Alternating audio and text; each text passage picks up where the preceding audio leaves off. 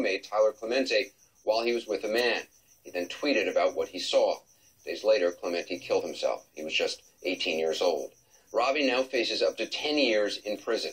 Keeping him honest, at the time of Ravi's arrest, there was no law on the books making cyberbullying a crime. It wasn't until months after Tyler Clemente's suicide that New Jersey passed a cyberbullying law. Prosecutors were able to convict Ravi under a bias intimidation law instead. More on that in a moment. Only 11 states currently have laws on the books criminalizing cyberbullying. Only 11 states.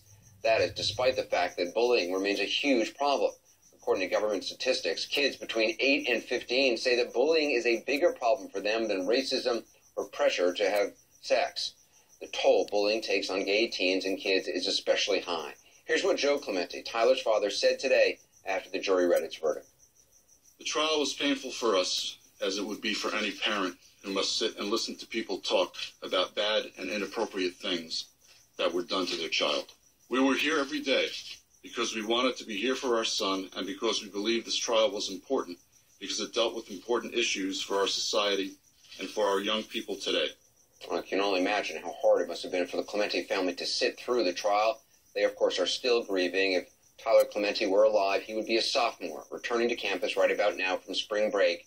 In just another few weeks, he would be studying for spring exams. Ravi's lawyers tried to convince the jury that he was just an immature college freshman with bad judgment back in the fall of 2010. They didn't buy it.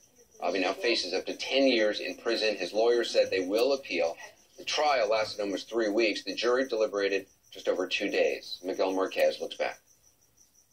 Guilty or not guilty? Guilty. A clean sweep for the prosecution. Darun Ravi guilty on all counts. Ravi never took the stand on his own behalf. Instead, his defense used the police interrogation video to prove he meant no harm, highlighting the fact he never recorded Clemente, nor did he put the encounter online.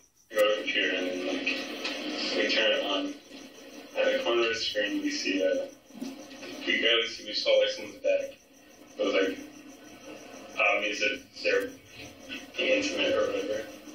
So we closed it immediately and I just felt like really comfortable and almost like guilty that I saw that. Ravi's defense argued he only turned on his camera because he didn't trust Clemente's visitor and was worried about theft. Yeah, the guy that walked in, the reason I was a little weirded out is because he came in, I said, hey, he didn't acknowledge me at all. He just sat on the bed, on Tyler's bed. I just didn't say anything. So I left the room, and then I was kind of getting a little creeped out and worried about what was happening, because I had other valuables in there. But prosecutors painted a very different picture, successfully arguing Ravi targeted his roommate because of his sexual orientation, setting up his computer to spy on Clemente, then telling friends via Twitter about what he saw, even daring everyone to watch when Clemente asked to use the room privately a second time. Perhaps devastating to Ravi's claim that he wasn't anti-gay, his friend and one-time co-defendant Molly Way, who cut a deal with prosecutors, testified Ravi was uncomfortable with Clemente's sexuality. What was the defendant's reaction? How was he acting?